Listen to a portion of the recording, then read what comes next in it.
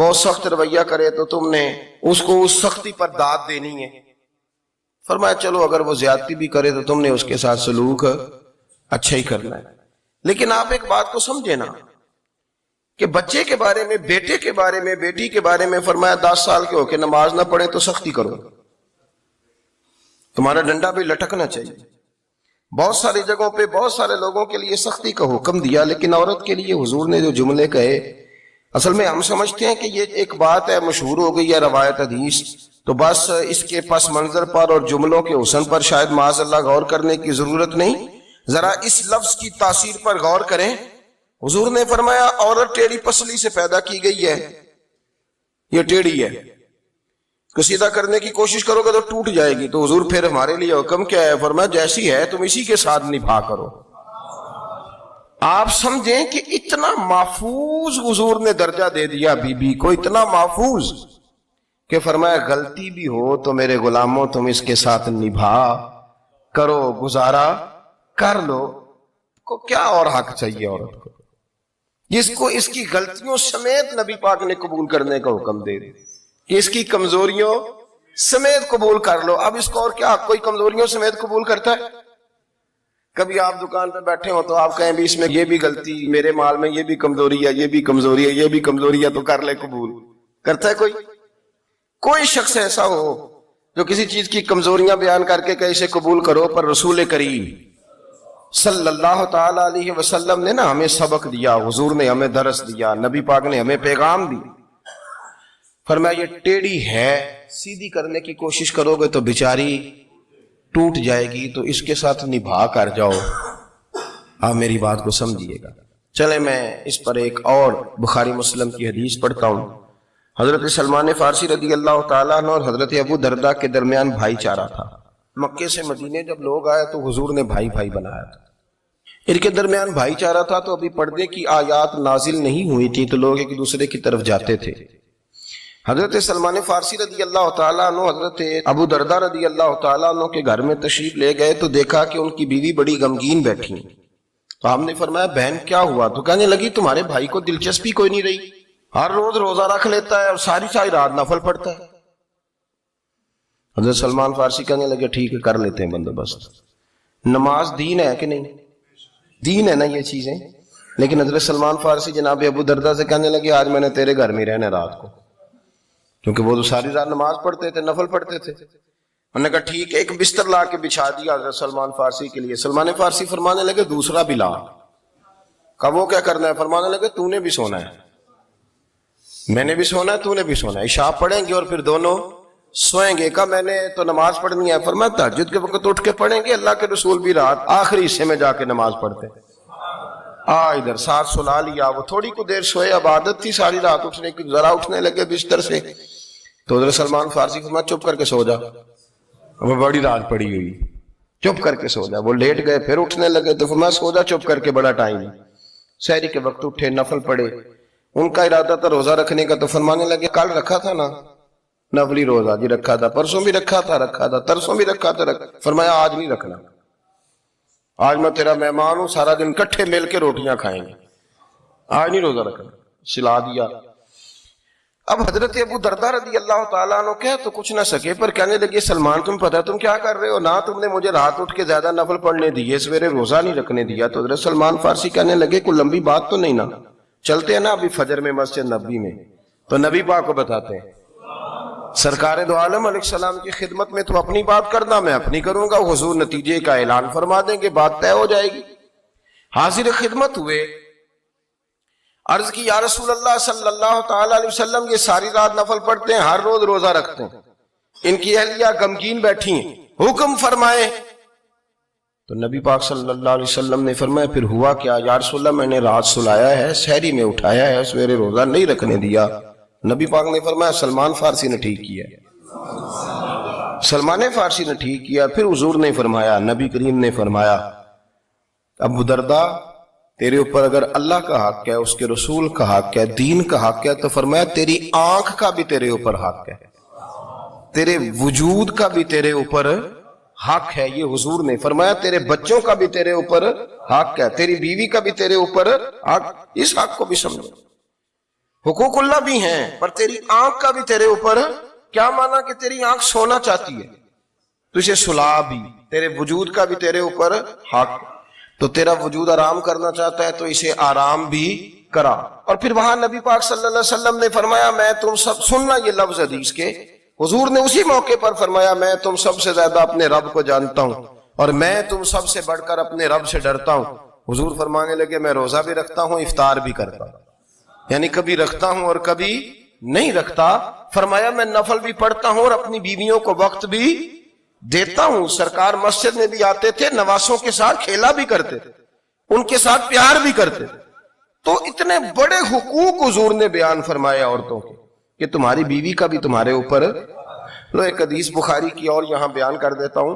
एक शख्स ने आके अर्ज की, या रसूल अल्लाह सल्लल्लाहु तआला अलैहि वसल्लम, जिहाद के लिए तैयारी हो गई है, सफ़ें बन रही हैं, मुजाहिदीन की तैयारी है, तो मेरा भी नाम लिख दिया गया है मुजाहिदों की लिस्ट में, लेकिन या रसूल अल्लाह सल्लल्लाहु तआला अलैहि वसल्लम, मेरी बीवी ने हज की तैयारी कर ली है और मेरे दोस्तों ने, सहाबा ने मेरा नाम मुजाहिदीन की लिस्ट में लिख दिया, तो मेरे लिए क्या हुक्म है? ये बुखारी मुस्लिम है।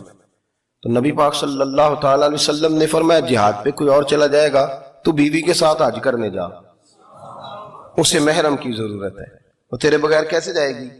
मुजाहिदीन को तो और मुजाहिद मिल जाएगा, पर तू तो अपनी बीवी के साथ जाना।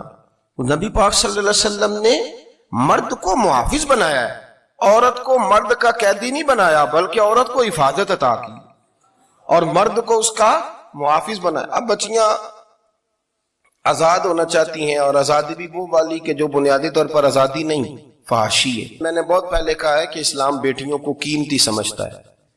जिस बंदे के पास 20 तोले सोना हो वो चौक में लेके नहीं आता, वो कीमती चीज है, उसने छुपा के रखी होती है। तो जो नबी पाक सल्लल्लाहु अलैहि वसल्लम का कलमा पढ़ने वाले बीबियां, इस्लाम उन्हें कीमती समझता है, कहता है कि तुम कीमती हो, लिहाजा घर के अंदर रहो, तुम बाहर ना हो। लेकिन औरतें हैं कि उनको बिला वजह लोग खराब कर देते हैं और बिला वजह वो इस मुगालते का शिकार हो जाती है। अब आगे बढ़ते हैं। कुरान मजीद ने सूरह नूर की आयत नंबर 30 में कहा कि कुल लिल मुमिनीन यगुद्दु मिन अबसारिहिम, फरमाया कि ए महबूब अलैहिस्सलाम, मोमिन मर्दों से कह दो कि अपनी नजरें झुका के रखें, अपनी नजरें। और अगली आयत में फरमाया वकुल लिल मुमिनाती यगदुदन मिन अबसारिहिन, फरमाया कि ए महबूब, मोमिन औरतों से भी कह दो कि अपनी नजरें झुका। मर्द भी अपनी नजर झुका के रखेगा औरत की तरफ, लेकिन ये सारी पाबंदी सिर्फ मर्द पर नहीं, औरत भी गैर महरम का चेहरा नहीं देखेगी, उस पर भी उसी तरह नजर झुकाने का हुक्म है जिस तरह के वो हर दुकानदार को भाईजान कह के गुफ्तगू करने की उसको भी इजाजत नहीं है कि वो भी वो समझे कि पाबंदी तो मर्द ने करनी थी, मैंने थोड़ी करनी थी। वो जिसके पास जाए, जहां भी जाए, डॉक्टर के पास जाए, बाहर जाए, तो वो जिस तरह मर्जी उसका दिल चाहे वो बातचीत करे, इसकी औरत को भी इजाजत इस्लाम नहीं देता। बुनियादी तौर पे इस्लाम शर्म व हया का दीन है, हया की बात करता है। हया की जब हम तारीफ करते हैं तो हया की तारीफ ये है कि कोई कभी चीज देख के ना तो आपकी तबीयत में कराहत महसूस हो, आप कोई गलत जुमला मुंह से निकालते हुए जरा झिझकें, आप कोई गलत बात करते हुए थोड़ा बोझ महसूस करें। हमारे यहां तेजी से फरोग पाया है बेहयाई में।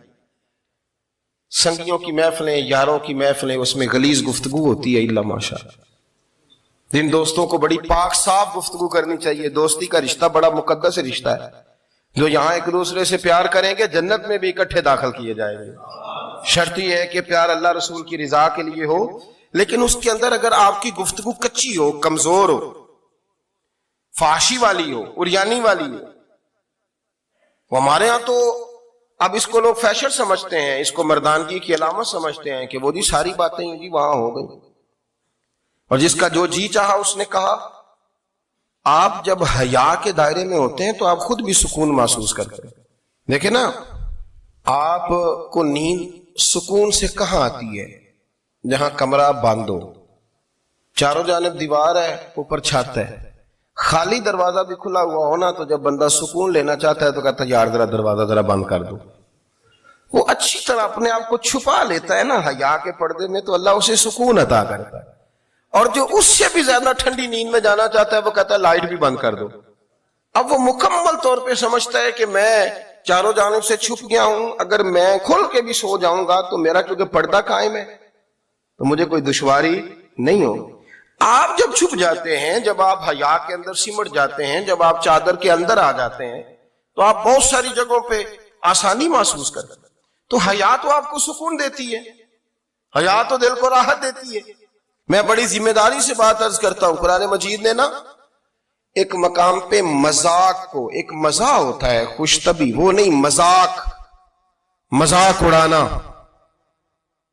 قرآن پاک نے نا مذاق کو ایک جگہ پہ جاہلوں کا طریقہ بھی قرار دیا.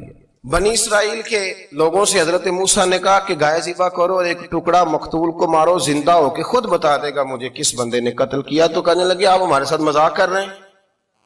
تو قرآن مجید کہتا ہے کہ حضرت سیدنا موسیٰ علیہ السلام فرمانے لگے اعوذ باللہ ان اکون من الجاہلین، فرمانے لگے میں اللہ کی پناہ مانگتا ہوں کہ میں جاہلوں میں سے ہو جاؤں. یہ مذاق کرنا تو جاہلوں کا طریقہ ہے. اگر آپ کی زبان سے بے حیائی کا جملہ نکل گیا، اگر آپ کی زبان سے بے حیائی کا جملہ نکل گیا، آپ نے کہہ دیا کہ ہم آزاد لوگ ہیں، جو مرضی کریں گے، جو مرضی کہیں گے، جو ہمارا دل میں آئے گا کریں گے، تو پھر تو لوگ آپ کا وہ حشر کریں گے کہ آپ سے برداشت ہی نہیں ہوگا. جس کا لوگ مذاق بنا لیتے ہیں اور جو مذاق بن جاتا ہے پھر اسے کوئی جینے دیتا ہے. آپ حیا کی چادر میں چھپیں گے تو بچیں گے. اگر آپ نے اپنا مذاق بنوا لیا یہ کہہ کہ میں نے مرضی کرنی ہے، پھر یاد رکھنا چھپنے کو جگہ نہیں ملے گی، پھر تکلیف میں آ جائیں، پھر بہت بڑی اذیت کا شکار ہو جائیں. شرم و حیا، عرب کے اندر جو کنواری لڑکیاں تھیں ان میں بڑی حیا ہوتی. الحمدللہ میں بڑے فخر سے کہتا ہوں کہ میرے پنجاب کی، میرے پاکستان کی بیٹیاں بھی 20 دفعہ ان کا ابا کہے تیری شادی کرنی ہے تو وہ آنکھ نہیں اٹھا پاتی آج بھی. یہ تو وہ چند لوگ ہیں جو کہتے ہیں ہم ہائی کلاس ہو گئے، ہمیں نہیں پتا کہ وہ روشن خیال ہو گئے ہیں کہ روغن خیال ہو گئے، پتہ نہیں کدھر چلے گئے. ورنہ ہماری بیٹیاں آج بھی جب ان سے ان کا باپ، ان کی ماں بات کرتی ہے تیری شادی کی تو وہ تو شرم کے ساتھ پچھلے سے پچھلے کمرے میں چھپتی ہیں. یہ اللہ نے فضل کیا ہوا ہے اس ملت پر. تو عرب کی لڑکی بڑی حیا والی ہوتی تھی، اس سے کوئی بات کرنی پڑتی تھی تو 20 دفعہ بات کی جاتی، پھر بھی وہ عورت چھپتی پھرتی تھی. حضرت عائشہ صدیقہ رضی اللہ تعالیٰ عنہ فرمانے لگی میرے نبی پاک صلی اللہ علیہ وسلم عرب کی کنواری لڑکیوں سے بھی زیادہ حیا کرنے والے. قاضی ایاز مالکی نے، شیخ عبدالحق محدث دہلوی نے، دیگر بزرگ جو سیرت نگار گزرے انہوں نے لکھا ہے کہ نبی پاک صلی اللہ علیہ وسلم کے اندر 100 مردوں سے زیادہ طاقت تھی. 100 مردوں سے زیادہ طاقت. اب جو بات کہنے لگا ہوں، جو نتیجہ دینے لگا ہوں، اس پر خاص توجہ آپ فرمائیں گے. ذرا فکری طور پر، نظریاتی طور پر ایک چیز کو سمجھیے. ہم سمجھتے ہیں کہ جوان لڑکا ہے جی جو مرضی کرے، عمر ہے جی. آپ ذرا بات پر غور کیجئے گا کہ حضور صلی اللہ علیہ وسلم میں طاقت 100 مردوں سے زیادہ ہے اور حیا کنواری لڑکیوں سے بھی زیادہ ہے. ذرا اس بات کا تقابلی جائزہ کیجئے گا کہ طاقت 100 مرد سے زیادہ ہے لیکن حیا کنواری لڑکی سے بھی زیادہ ہے. اس کا معنی یہ ہوا کہ جس ٹہنی کو پھل زیادہ لگ جاتے ہیں وہ جھکا کرتی. تو حیا تو حسن ہے، حیا تو آپ کو پاک صاف کرے گا، حیا تو آپ کو نرالا کرے گا، انوکھا کرے گا. وہ ہمارے ایک دانشور ہے، انہوں نے مضمون لکھا، کئی باتیں بڑی پسند آتی ہیں. وہ کہتے ہیں کہ میری اہلیہ ان کو بھی کسی نے مس گائیڈ کر دیا تھا، حالانکہ اچھی خاتون ہے، کسی نے مس گائیڈ کر دیا. تو وہ بھی سماجی اور ویلفیئر اور یہ خواتین کو شوق ہوتا نا بننے کا، تو وہ بھی سماج کے اندر اچھا مقام تلاش کرنے کے موڈ میں آ گئی. تو کہیں ایک دن جانا تھا تو بڑی بن سنور کے میرے ساتھ وہ گاڑی میں بیٹھ گئی. تو میں گاڑی میں، عورتوں کو یہ بھی مسئلہ ہوتا ہے نا کہ ہماری تعریف کرو، تو کئی دفعہ بعد مردوں بیچاروں کو جھوٹ بولنا پڑتا ہے، تو زبردستی کراتی ہے نا جی. تو اس میں گنجائش بھی دی ہے شریعت نے گنجائش دی ہے کہ بیوی کو راضی کرنے کے لیے خلاف واقعہ بات کرنی پڑے تو کر لینی چاہیے. تو وہ کراتی بھی ہیں. 3 موقع پر خلاف واقعہ بات کرنے کی اجازت ہے. واقعے کے خلاف بھی آپ بات کر سکتے ہیں. جنگ کے موقع پر 2 لوگوں کو صلح کرانے کے لیے، اور بیوی کو راضی کرنے کے لیے کر لیں کوئی ایسی بات، بے شک اپنی طبیعت پہ جبر کر کے کر لیں، گنجائش ہے، اجازت ہے۔ تو وہ کہتے ہیں جب وہ گاڑی میں میرے ساتھ بیٹھی بن سور کے، تو وہ تقاضا کرنے لگی کہ میں نے مطلب بڑے اچھے کپڑے پہنے ہیں پر آپ نے توجہ نہیں کرائی۔ وہ سیاںا بندہ تھا، وہ چاہ رہا تھا کہ میری خاتون سمجھ جائے۔ وہ کہتے ہیں مجھے پتا تھا کہ بیچاری مس گائیڈ ہو گئی ہے، دل کی بڑی اچھی ہے، سیاਣੀ ہے، لیکن اس کو نا کچھ خواتین نے، کچھ لوگوں نے مل کے اس کو ذہن غلط کر دیا ہے کہ سماج میں نکلو، باہر جاؤ، کام کرو، فلاں کرو، اپنی مرضی سے جیو۔ تو میرے ساتھ گاڑی میں بیٹھی کہیں جانے کے لیے، تو مجھ سے کہنے لگی کہ آپ نے میری طرف توجہ ہی نہیں کی، آپ نے کوئی ذکر ہی نہیں کیا کہ میں کیسی لگ رہی ہوں۔ تو وہ کہتے ہیں میں نے اسے کہا کہ اگر تو ناراض نہ ہو تو پھر میں صحیح والی تعریف کر دوں۔ تو اس نے کہا کہ آپ کر دیں۔ تو کہتے ہیں میں نے درد سے اور خلوص سے اپنی بیوی سے کہا، خلوص کے ساتھ میں نے کہا میں تو روز گھر ہوتا ہوں، روز شام کو گھر ہوتا ہوں، اگر تو میرے لیے تیار ہوتی تو میں تیری تعریف کرتا، لیکن آج تو باہر جانے کے لیے تیار ہوئی، تو پھر ان سے تعریف کی امید رکھ جن کے لیے تو نے تیاری کی ہے۔ میرے لیے تیاری کرتی تو میں تو ہر شام تیرے پاس ہوتا ہوں۔ کہتے ہو میرے لفظوں میں درد تھا تو وہ بھی رو پڑی، اور کہنے لگی آپ گاڑی روک دیں، مجھے باہر جا کے کسی کو راضی نہیں کرنا، میں نے اسے راضی کرنا ہے جس کو رب کریم نے میرا شوہر بنایا ہے اور میرے لیے منتخب کیا ہے میرے ماں باپ کو، میں واپس لوٹتا ہوں۔ یہ ایک پہلو ہے، سلگتا ہوں، اس کو سمجھا جائے۔ رسول کریم صلی اللہ علیہ وسلم عرب کی کواری لڑکیوں سے زیادہ حیا والے تھے، کواری لڑکیوں سے زیادہ حضور حیا فرمایا کرتے تھے۔ جب خانہ کعبہ کی مکہ شریف میں تعمیر ہو رہی تھی نا،